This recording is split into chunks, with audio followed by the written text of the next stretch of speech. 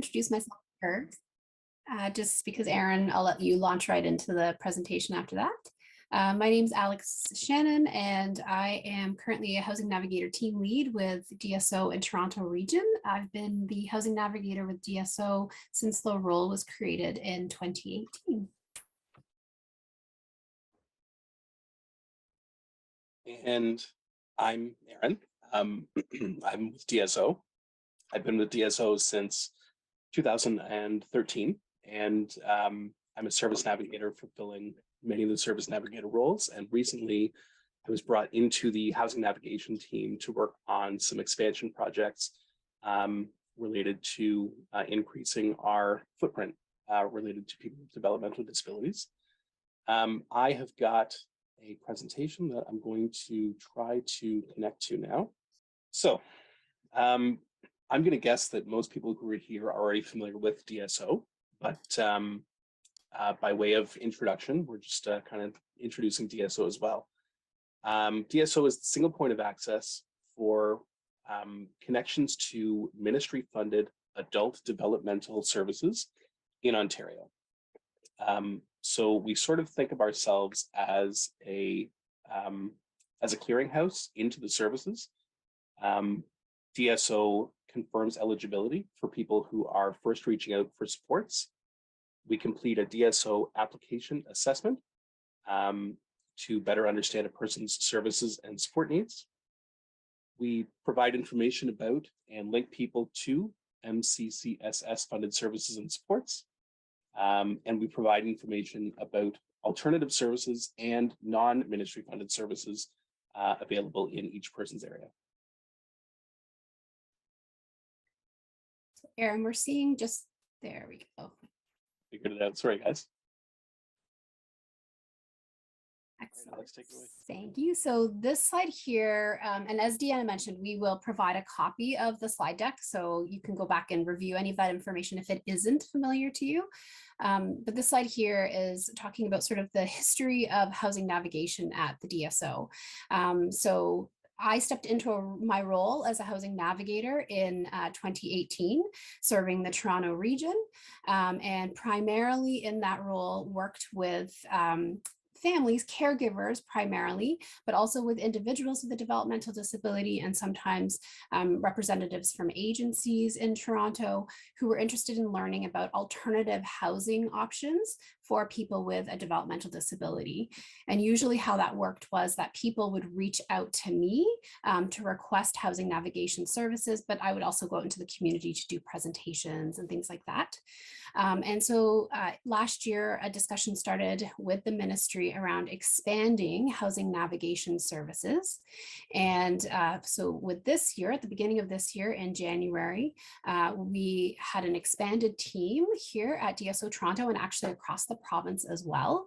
And that sort of complemented an expansion to APSW services, so Adult Protective Service Worker services across the province and here in Toronto. So in addition to supporting mainly folks who were living at home with a caregiver or caregivers who were interested in exploring alternative housing options. So options outside of what a traditional ministry funded service like a group living service or a supported independent living service. Now we're also reaching out to, or we're working to support the planning for transitional aged youth. So folks who are former Crown wards or have been involved in the child protection system who are transitioning to adult services, as well as folks who are receiving group living services who may have a goal to transition to kind of community-based housing and maybe live a little bit more inclusively within the community. So this is a one-year expansion initiative, which is set to end at the end of March of 2023. And so once the expansion finishes, our team currently consists of 4 housing navigators, myself as the lead and 3 housing navigators that are working with me. And at the end of March, that team will go back we presume, to be having one housing navigator, so myself, I imagine. And so the role will remain the same. I'll continue to do the work that I've always done, trying to meet the needs of the community and helping folks to explore alternative housing opportunities. So, housing navigation at the DSO, we provide information to folks with developmental disabilities as well as those supporting them. So whether that's caregivers, members of a person support network, whether that's agency staff, we provide information and resources to help people create person-centered housing and support plans. Another part of the role, and I'll speak on this a little bit later, is advocating for the housing needs of people with a developmental disability. And we also are always looking to create new tools and share new tools and resources with the community. And so this gives you a little bit of context before we launch a little bit more into what it is that housing navigators do. So these are some current, these are some statistics. This is something that, the numbers are always fluctuating. So, we are registering new people with the DSO, we're completing new application packages, people are getting matched to services, their service requests are always changing. And so sort of the numbers are always fluctuating. These stats here, this data here, represents a capture from March 31st of this year. So at that time, there were approximately 11,000 people in Toronto who were eligible for services through DSO and currently requesting a service of some kind. So that could have been community participation support services or supportive living services, person-directed planning, case management. And so of the folks that were requesting supportive independent living services, we had approximately 1,861 people here in Toronto requesting service of some kind. So there's different kinds of supportive independent living services depending on a person's support needs. And so that would be a total of 1,861 people requesting supportive living services. Actively receiving supportive living services. Ooh. And we had 4,825 individuals who are waiting. And so that's unique individuals. So people can be requesting, as I said, there's a variety of different services that are available, and people can be requesting more than one kind of service. And so there are uniquely 4,825 people as of March 31st of this year waiting for supportive living services of some kind, and 1,861 people actively connected to some sort of a supportive living service. So it sort of just points to the demand for service versus the availability of resources. That's what we're sort of pointing out here. And I apologize for mixing that up. So the role of the housing navigator is to provide resources to agency staff, individuals and their caregivers, and any informal support teams. Housing navigation is something that DSO is always kind of focused on regarding supported housing. And we recognize that there are actually lots of different kinds of housing available out there in Toronto and elsewhere in the province. So we're trying to alert our sector and the people who use our sector about these other kinds of housing resources. We do that through direct consultations with people.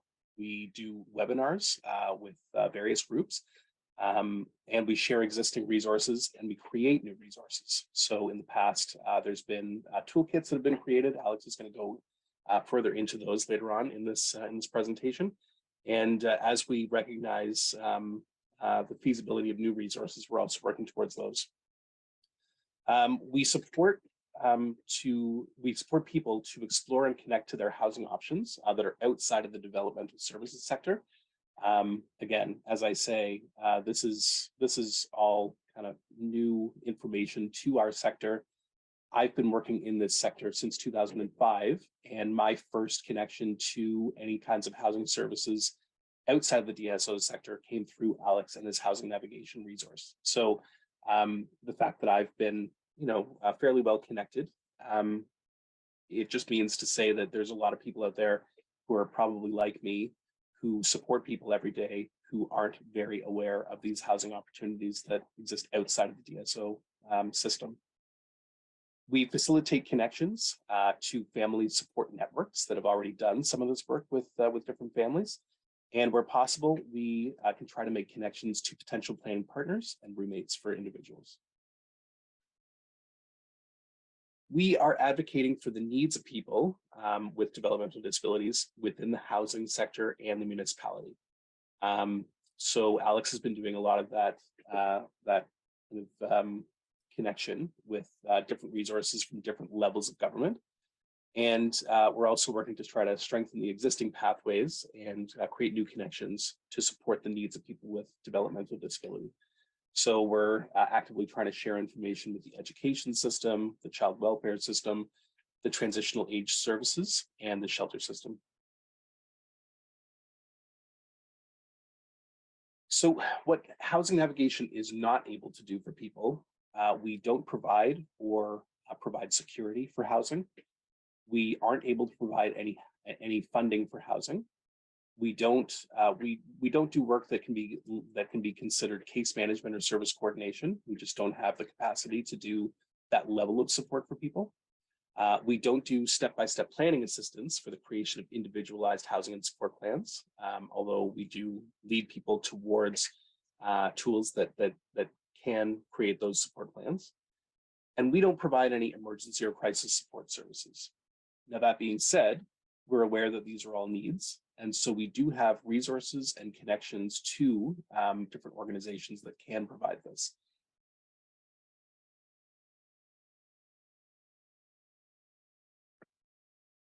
So again, the resources that we provide are the DSO housing toolkits. One is for Toronto and one is for Ontario. We provide lists of services and resources that are available to people. The services and resources lists that we have are both ministry and non-ministry funded. We provide self-assessments and questionnaires to help people to explore their housing goals and to put themselves in the middle of their own housing plan. We provide success stories from people who have created innovative housing options in the past and connections to some of those people who are happy to be contacted for more information for new families. And we connect information, the contact information for those same support networks and ways to find housing partners. Alex, go ahead. So one of the first sort of things that we set about doing, so there's a team of provincial housing navigators across the province. And one of our first goals was to create a provincial housing toolkit. And so what you're seeing here is the sort of launch page for the housing toolkit on the left side of the screen. And then on the right side of the screen is the My Housing and Support Plan document, which is one of the documents that's included in the toolkit. And so basically the toolkit, although it's laid out in steps, the idea is not necessarily that a person will work through the toolkit step by step. The idea is that it contains information that could support a person no matter where they are at in their planning process or journey. And so the idea is that people can kind of reach into, whichever part of the toolkit is relevant to them at that time and be able to obtain the information that they need, but that they might sort of bounce around from one section to the other. It's an online resource that we are regularly sort of updating and adding to. It's something that obviously it's a lot of links to websites outside of the DSO website. So it's something that really is best accessed online. But if a person needs support with navigating the toolkit, or even they need parts of it printed off or things like that, that's something that we are definitely able to do as housing navigators. The My Housing and Support Plan document is a document that can help people to so it includes a vision, so asking people to think about and sort of write down the vision that they have for their housing goals for the future. And then it helps them to work out, what are the resources that they have available to them at the current time. So who's a member of their support network? Where are the opportunities for them to expand that support network? What programs or perhaps funding, like Passport, for example, are they connected to, and where may they need to look at expanding those connections in order to meet their needs if they were to be living more independently in the community. It includes a budget document, which we'll talk about in a little bit more detail on the next slide. But basically the idea is that this is a document that people can use and adapt as they kind of move through their planning journey, or as they move out into independent living and need to reassess that plan and see what's working and what's not working. It helps people to sort of create a plan and look at where they are at and what they might need to do or where they might need to go in order to move towards that goal of independent living or to sustain that independent living arrangement. And so this here is a screenshot of some of the pages from the DSO Toronto Housing Toolkit. So this was something that I put together with actually a student from the DSW program from Cambrian College.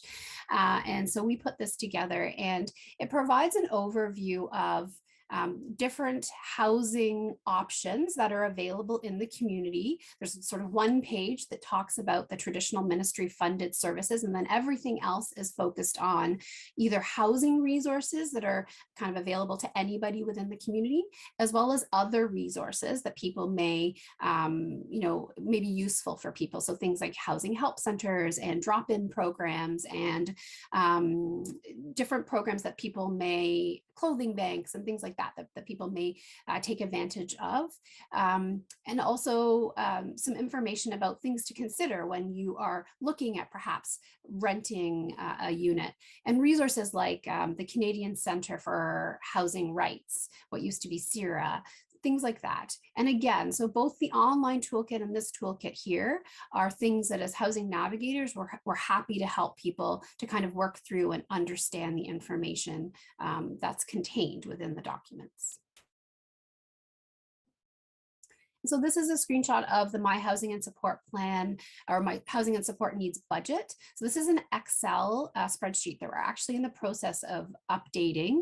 And so this helps people to document what they would need as far as supports if they were to be living more independently, what resources they currently have, again, whether that is unpaid resources, support that they're receiving from their network of support, or whether that is programs that they might be connected to, funding that they might be connected to.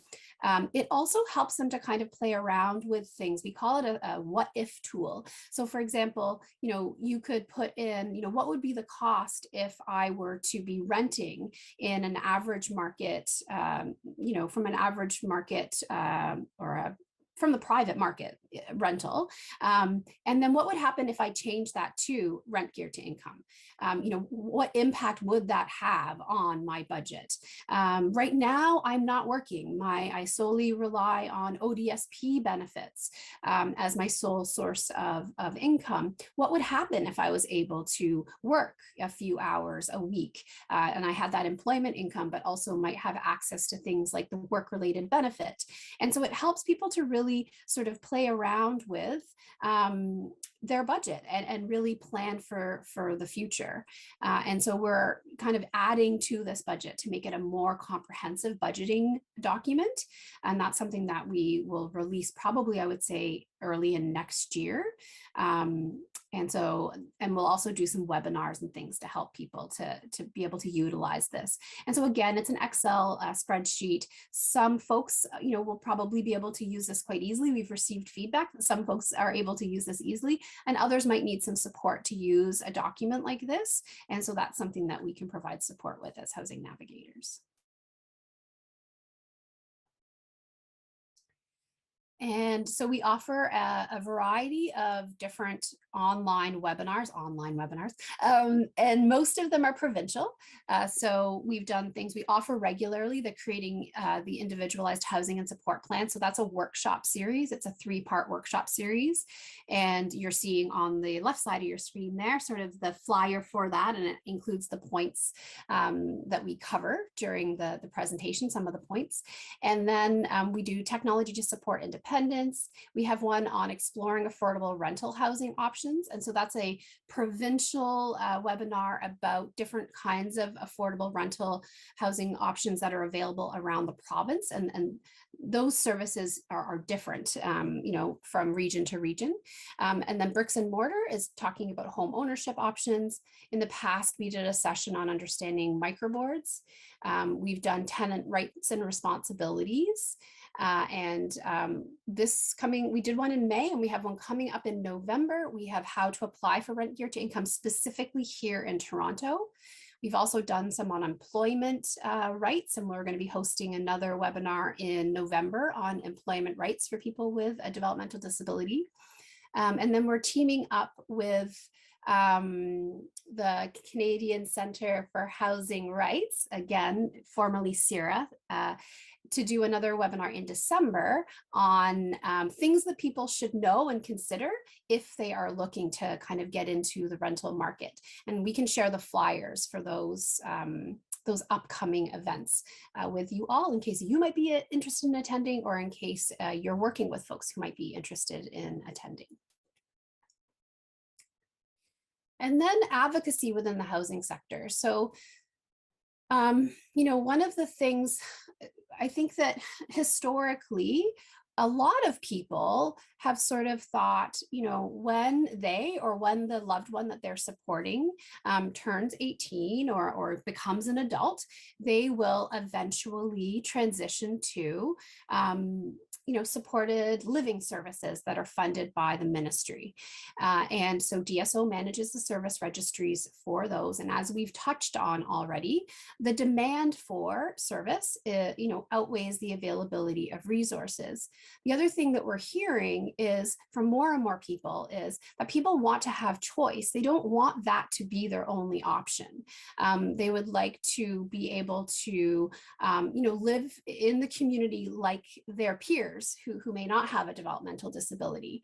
And so I am, in sort of frequent communication with primarily the City of Toronto is where I focus a lot of my efforts in trying to kind of advocate to them for the housing needs of people with a developmental disability, and reminding folks that, people with developmental disabilities are members of the community and deserve to have access to the services that anyone in the community can access, but also recognizing that historically, people with a developmental disability haven't necessarily looked to things like subsidized housing as an option. They haven't necessarily registered with the centralized waiting list for subsidized housing and may not be represented on those lists.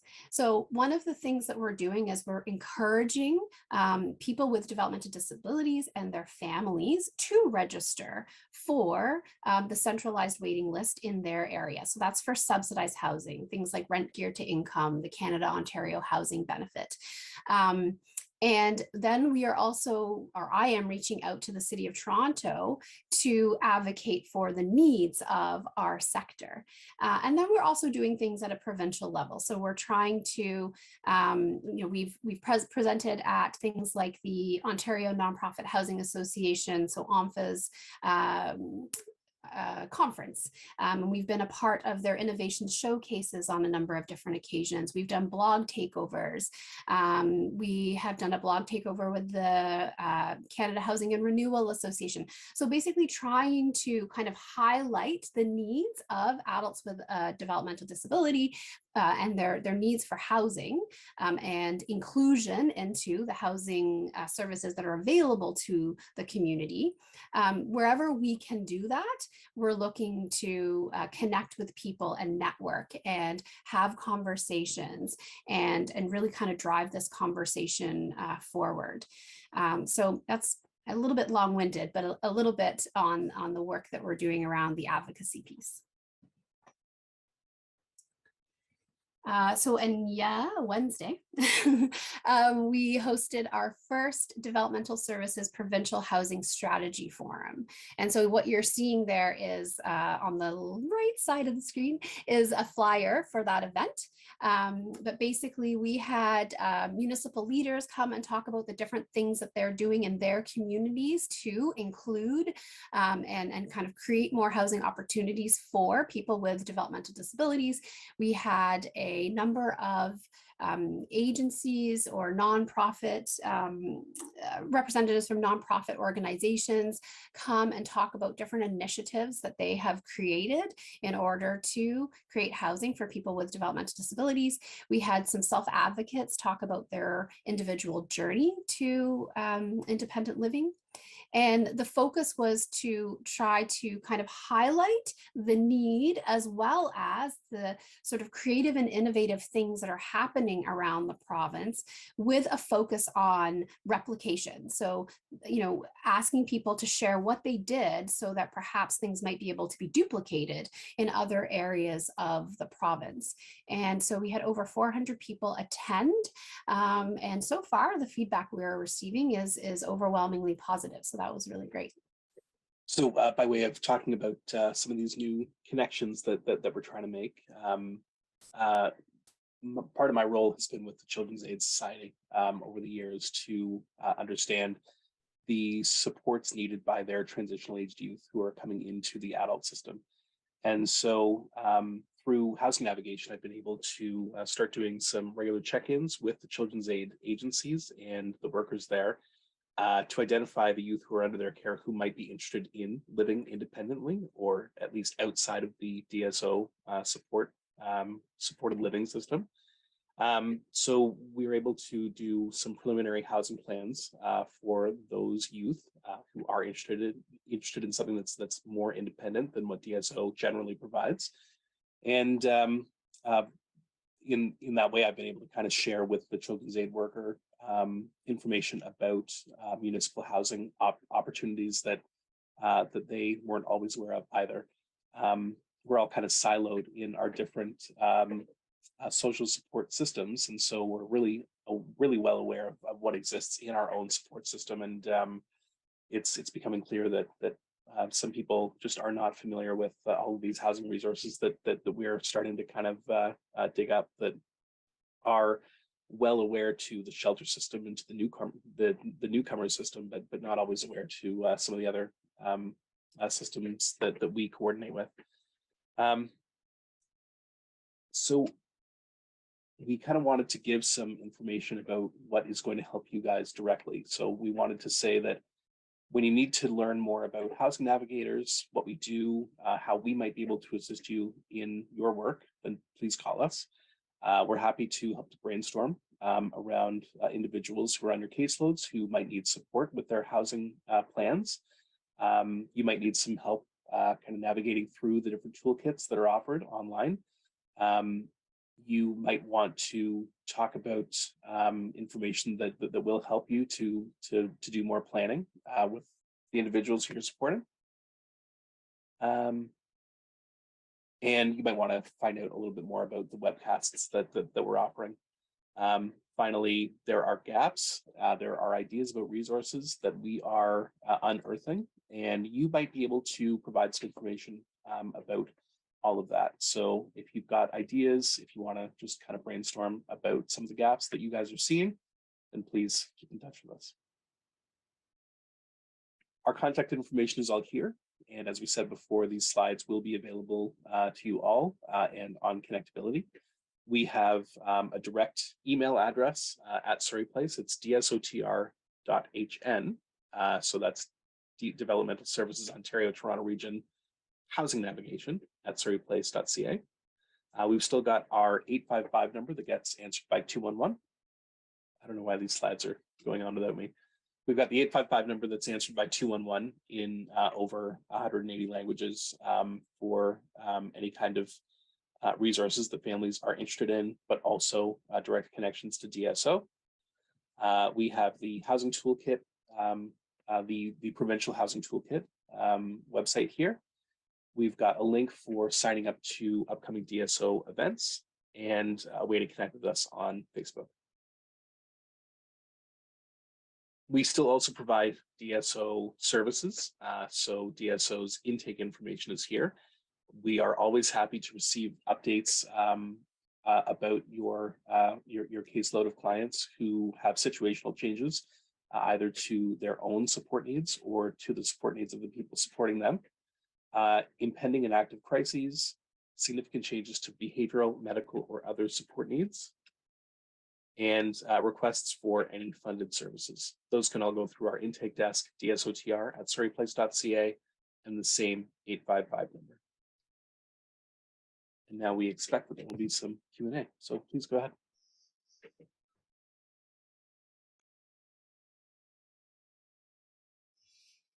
There has to be questions. It's the DSO and navigation. Let it rip, you guys. What was the question? Is it in chat? No, there has to be questions. Oh, okay. I thought you said, I apologize. I was like, please. Oh, I see Rosanna has their hand up.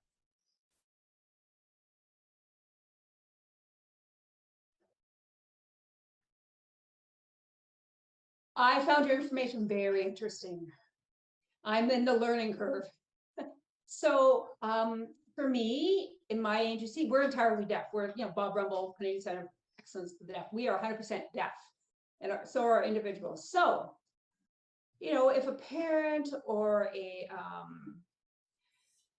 an adult is wondering where to go, if they need a place to live, if it's a SIL program or a group home, but they're deaf they're deaf. Where do they go?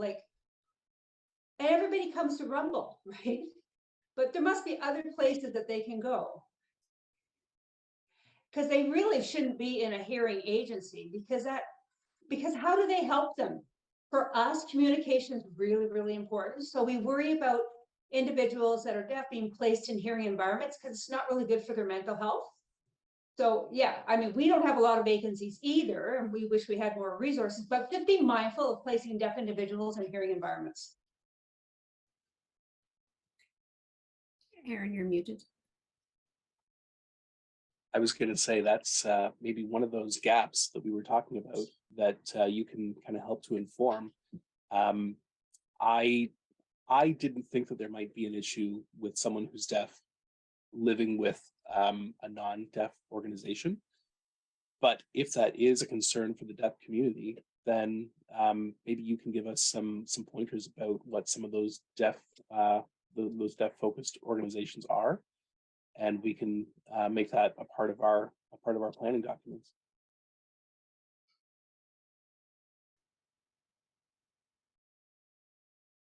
Yeah, we also have nonverbal individuals too, right? But they require signing as their mode of communication. And I don't want to be discriminatory. I love to help everybody and educate everyone, but please don't assume that we can lip read. And pointing and clicking isn't enough information for us, right? Would it be for you? So don't assume it's okay for us, right? They need access to language, wholesome language. So please do not assume, because deaf people will just nod yes because they don't want to look dumb, right? So don't do that. So you have to understand how to work with deaf individuals because they have different registers, right? I'm at a college level, but not all of our individuals are. Some of them just need the sign for a toilet. They need one utterance, right? So you need to know how to work with these individuals.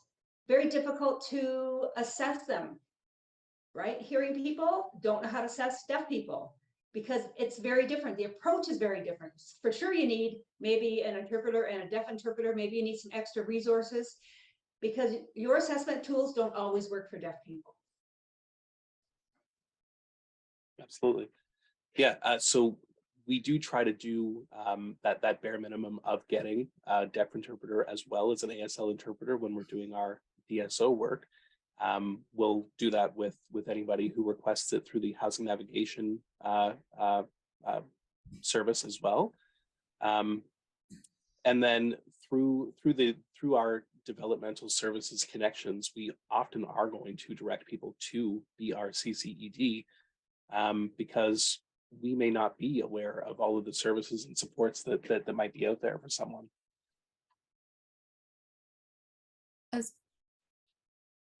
Yeah, please contact us. Like, go through Deanna. She'll reach out to us, won't you, Deanna? Right, Deanna? Yeah. Okay. Thank you. I didn't want to interrupt. The other thing is, like, as far as I'm aware, and Aaron, correct me if I'm wrong, Bob Rumble is the one organization in Toronto, so with locations in Toronto, that provide ministry funded supportive living services to deaf individuals who also have a developmental disability. Correct. Okay. Yeah. Yes. Yes. We have still programs under the Rumble organization, but we also have different agencies out there for deaf people. And honestly, I may not know all of them. It's not awful.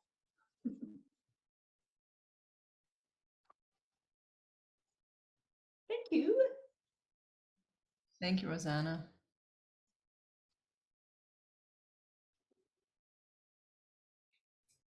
Are there any other questions? This is very rare that we don't have any questions. Suma?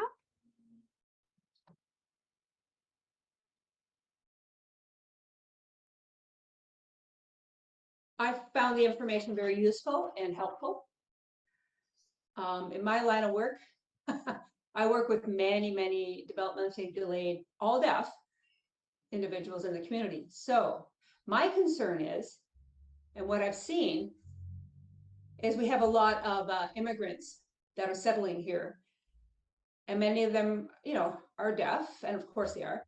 And sometimes they need to look for a place to live, but their culture requires a different place to live, right? And so they don't know where to start.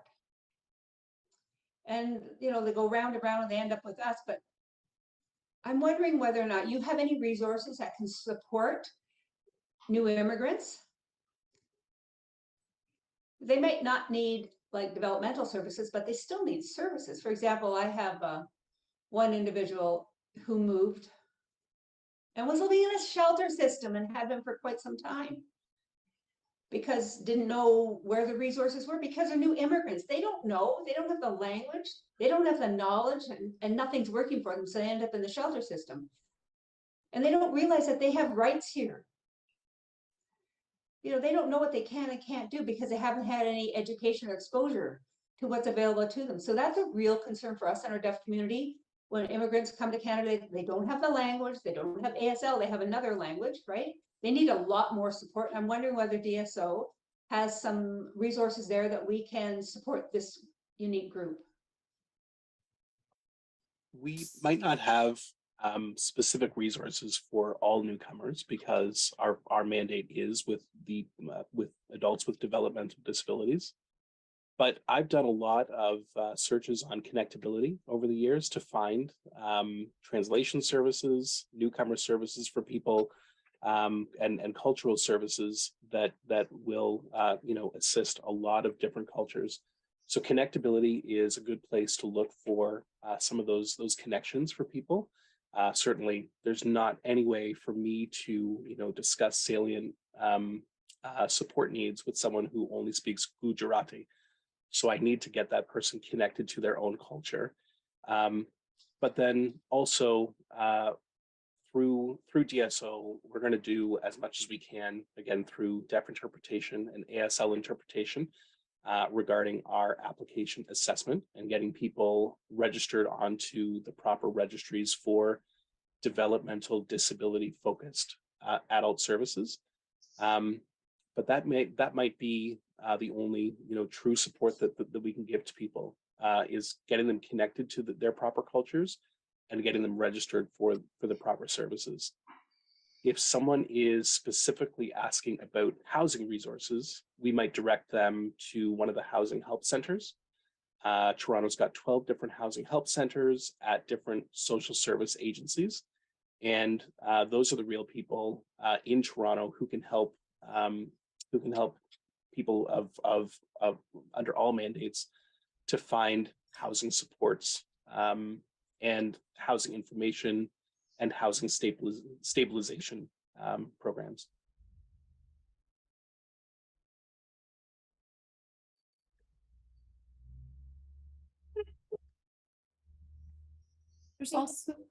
There's also a there's a service planning forum here in Toronto. So the Toronto Housing and Homelessness Service Planning Forum, which I believe a representative from Bob Rumble is a part of that committee. And if not, that would be something maybe to look into because that is a forum here in Toronto where the focus is on housing and homelessness broadly. So not the developmental service sector exclusively, but generally housing and homelessness issues in Toronto. And I think, as we've said before, there's probably a significant gap there as far as the needs of the deaf community and accessing housing services that meets their needs and their cultural needs. And so that would be something that I would suggest. I can put the link in chat. You can go, the Toronto Alliance to End Homelessness, they have a website with some neat resources, and they post all of the agendas and meeting minutes from that forum. So I'll just post that in chat. Thank you, Alex, for that.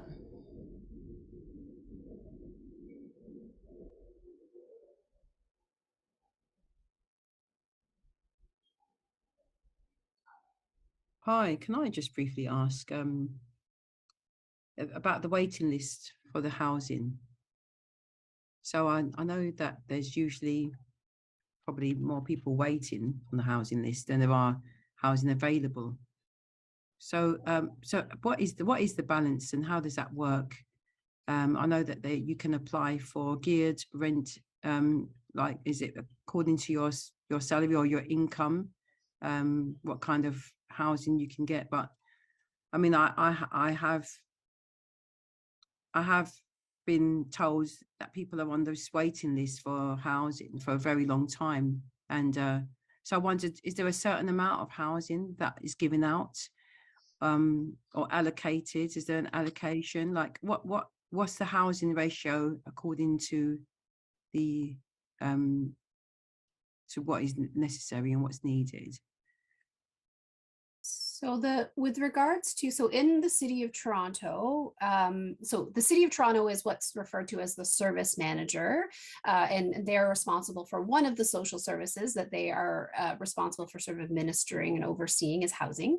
And so what you're talking about is subsidized housing, rent geared to income. And so the, oh my gosh, Access to Housing Toronto manages the centralized waiting list for subsidized housing or rent geared to income. And that's housing that is available to anybody, sort of, it's aimed at lower income individuals, individuals and households in the City of Toronto who are looking for housing. And so you register with that list, and for the most part, that list works chronologically. So it's first come, first served.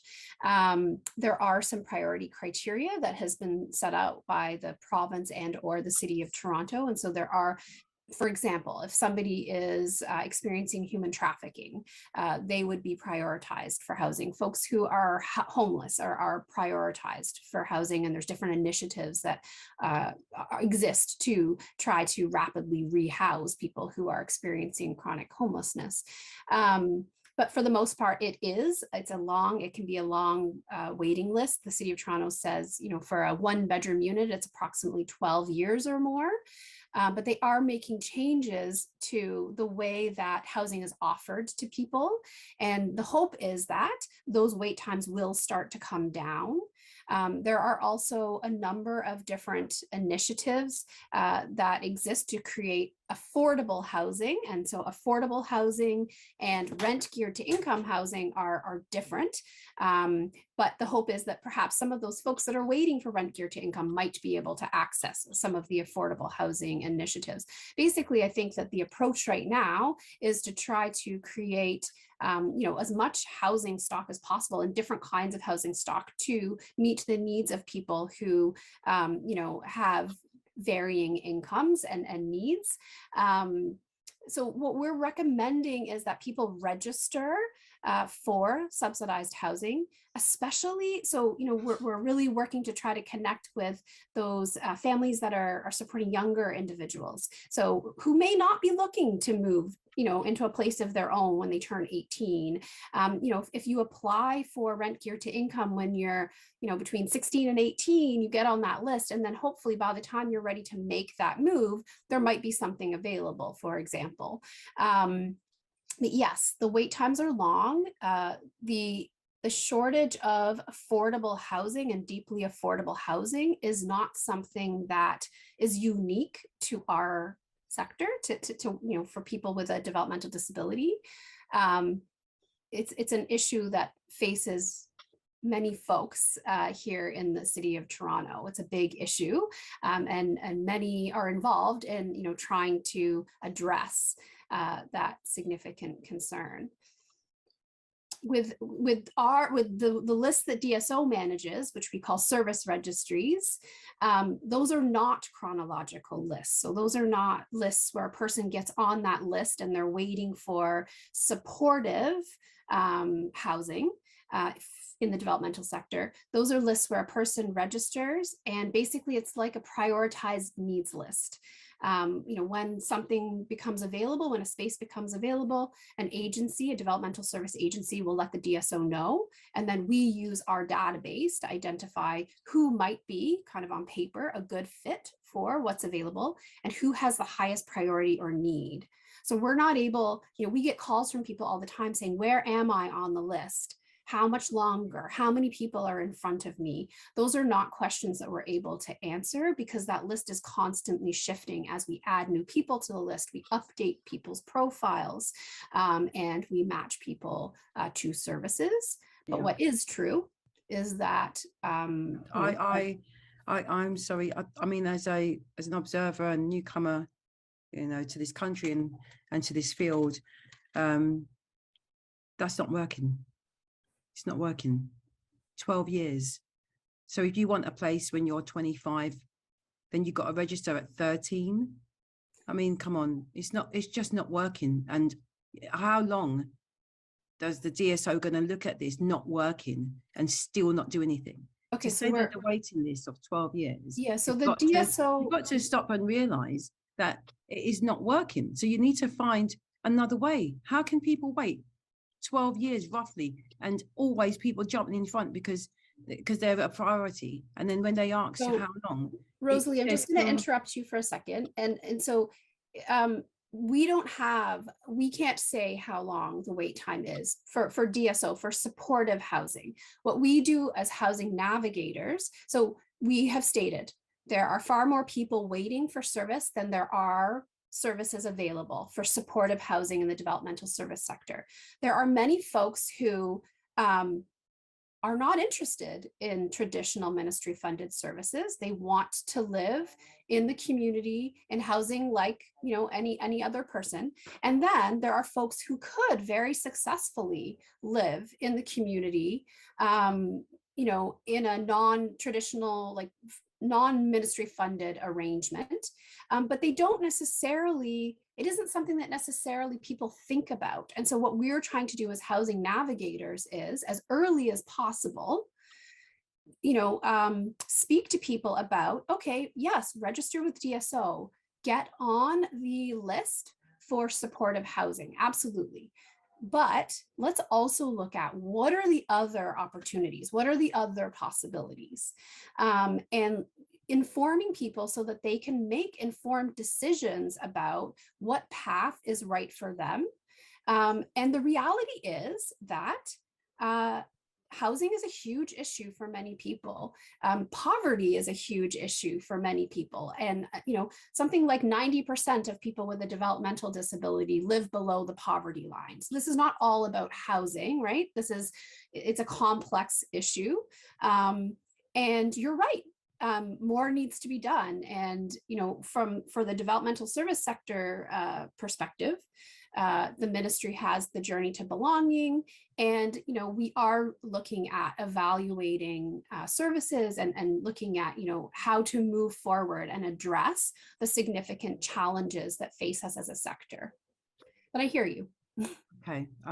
Well, thank you for your response. So, yeah, as a newcomer and an observer, it seems like a drop in the ocean to be waiting that long.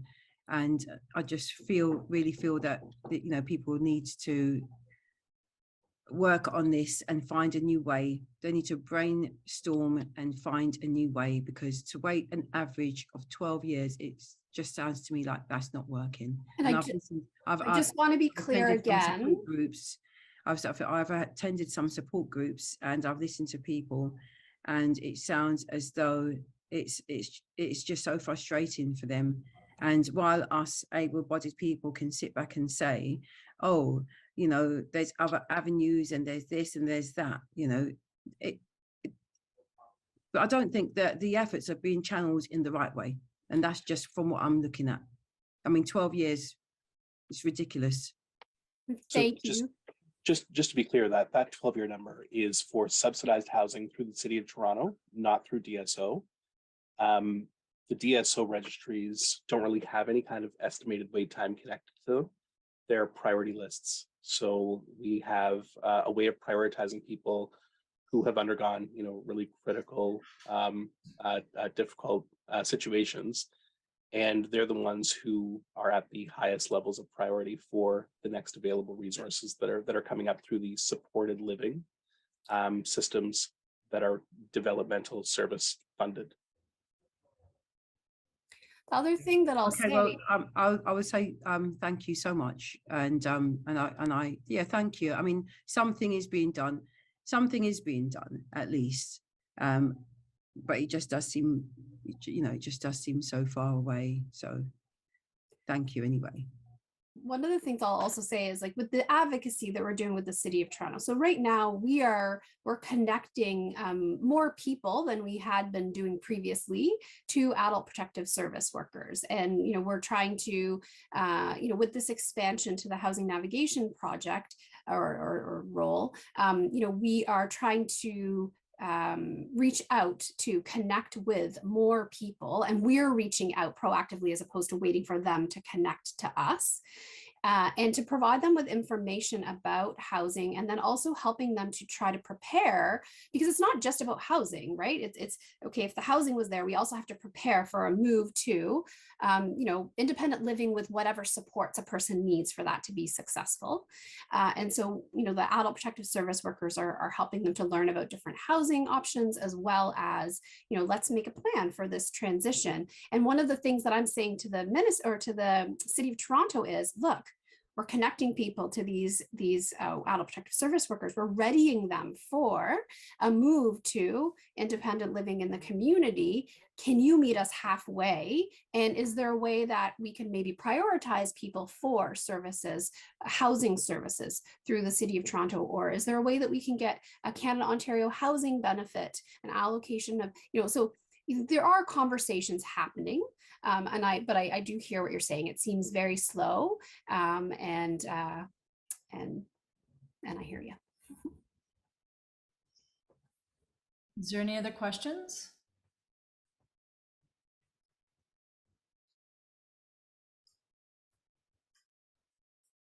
I'll reiterate again, if you have ideas for content, so webinars that you think would be useful, specifically, there has to be some form of a connection to housing. So, we have a partnership with John Dunn, who is a lawyer with the Kingston Legal Clinic, and he has done a number of different webinars with us. And we did one in September, I want to say, and we're doing it again in November on employment law. The connection there is that, for many people, having employment, being able to work, even if it's just a few hours a week, can really help sustain their housing plan. It puts, some extra money in their budget every month.